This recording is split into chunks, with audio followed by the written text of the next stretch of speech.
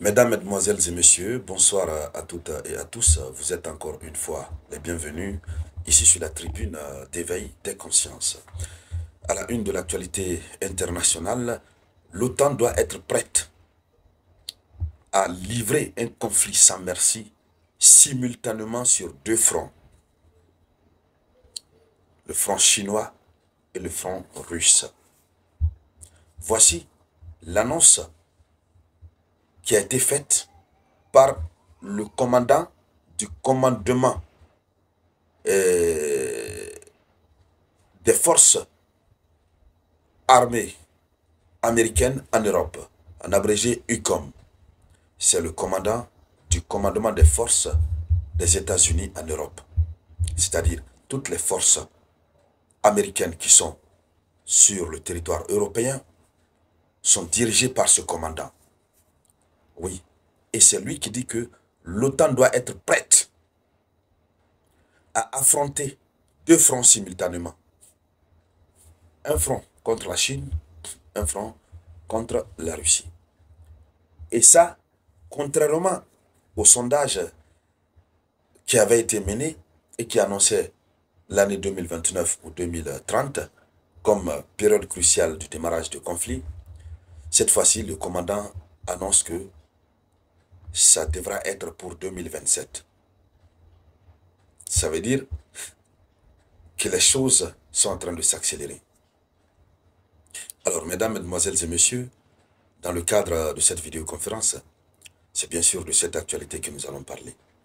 Mais avant de continuer, je vous demande humblement de partager la vidéoconférence au maximum dans tous les groupes possibles. Mettez beaucoup de likes. N'oubliez toujours pas de laisser un avis en commentaire. Allons-y donc dans les profondeurs. Alors, c'est un scénario que le monsieur décrit. Un scénario sur lequel les pays membres de l'OTAN, les différents commandants sont en train de travailler. Bref, l'OTAN est en train de se préparer, mais l'OTAN appelle encore l'OTAN à se préparer.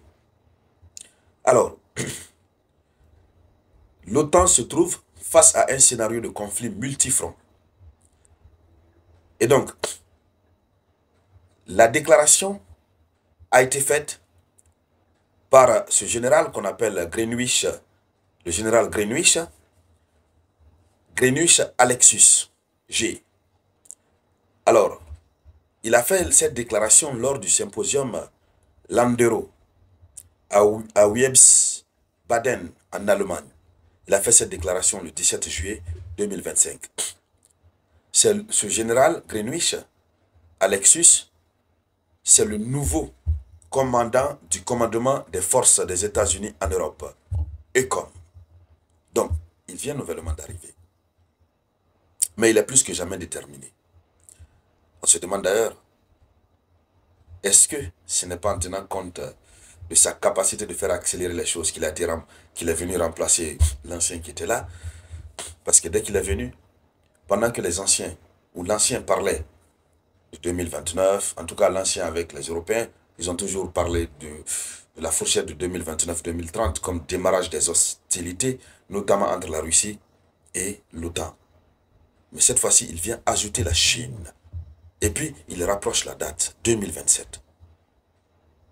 Alors, qu'est-ce qu'il faut dire? Il n'est pas seulement, ce monsieur, ce n'est pas une petite personne. Le monsieur qui a fait la déclaration. Il n'est pas simplement commandant de UCOM, des forces armées américaines en Europe. Il est aussi le commandant suprême des forces alliées en Europe. SACEUR. Il est le commandant suprême des forces alliées en Europe. Donc, au-delà même du fait qu'il dirige l'équipe américaine, toutes les forces qui sont alliées, il est le commandant suprême. Alors, donc, il a pris ses fonctions en début juillet, donc tout récemment. Ses propos tenus devant les leaders militaires et industriels de la défense soulignent l'urgence d'augmenter la production d'armes au sein de l'Alliance. Il a été très clair avec eux. Et donc, l'implication, c'est que l'OTAN doit se préparer. Il faut produire au maximum. Mais vous savez déjà que l'OTAN n'a pas d'armes. Vous le savez. nous avons vu tout récemment le souci auquel l'Allemagne a été confrontée. L'Allemagne qui demande à l'Amérique de transférer les systèmes patriotes, ils vont payer. L'Amérique qui dit non, qu'eux n'en ont pas beaucoup, il faut lancer la commande pour produire. Et la production va prendre des mois.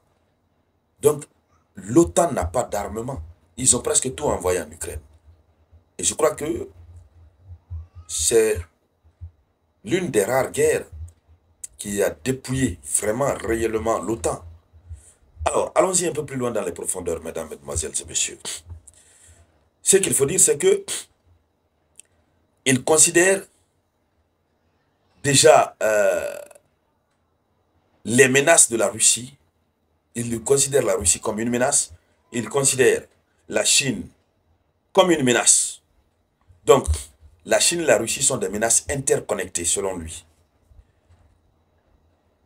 Il dit que ce sont des menaces interconnectées plutôt que distinctes. Il a également insisté sur l'importance des alliés de respecter leur engagement d'augmenter les dépenses de défense à 5%. Parce qu'il faut se préparer. 5% du PIB.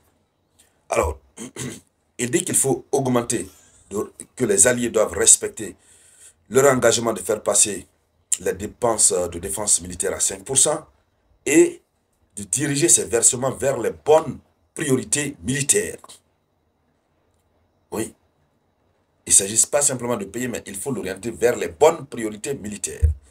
Alors, la menace des deux fronts est prévue dans les firmaments de 2027, horizon 2027.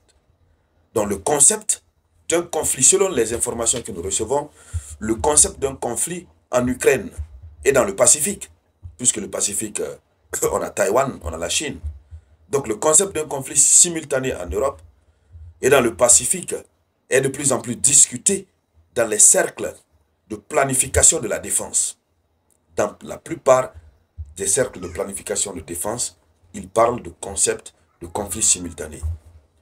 Et l'année 2027 est souvent citée par les responsables américains, et non pas comme une date limite d'invasion, mais comme une échéance potentielle pour que l'armée populaire de libération, pour que l'armée populaire évidemment de libération chinoise atteigne une capacité opérationnelle significative pour des opérations majeures, notamment concernant Taïwan. Alors, des rapports indiquent que le président Xi Jinping aurait ordonné à son armée d'être prête à reprendre Taïwan par la force d'ici 2027. Donc cette date correspond également au 100e anniversaire de la fondation de l'armée de libération chinoise. Alors, ce qui ajoute une signification symbolique. Ça veut dire, au 100e anniversaire de l'existence de l'armée chinoise, ils doivent prendre Taïwan par la force. Donc tout ça, ça fait craindre. Et donc, s'il doit passer à l'action en 2027, la Russie aussi aura peut-être d'ici 2027 récupéré l'Ukraine dans son entièreté. Et donc, ils feront donc face à ces deux fronts. Et c'est pourquoi ils sont en train d'insister sur leur réarmement. Il faut se réarmer, il faut être prêt avant 2027. Et donc, mesdames, mesdemoiselles et messieurs, je ne vais pas être trop long. Voici la une de l'actualité. Merci donc de la partager au maximum. Je vous reviens tout à l'heure avec de nouvelles actualités. C'était La Voix